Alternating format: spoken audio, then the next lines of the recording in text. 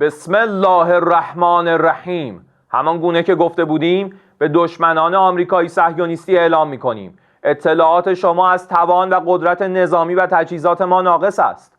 از ظرفیت‌های بسیار گسترده و راهبردی ما هیچ چیز نمی‌دانید.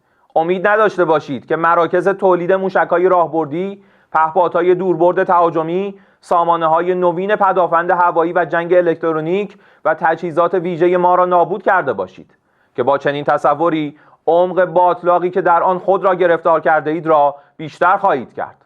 مراکزی که به تصورتان هدف قرار داده اید ناچیز بوده و تولیدات راهبردی نظامی ما در نقاطی صورت می‌گیرد که به هیچ وجه از آن اطلاع ندارید و هیچ وقت دستتان نیز به آنها نخواهد رسید.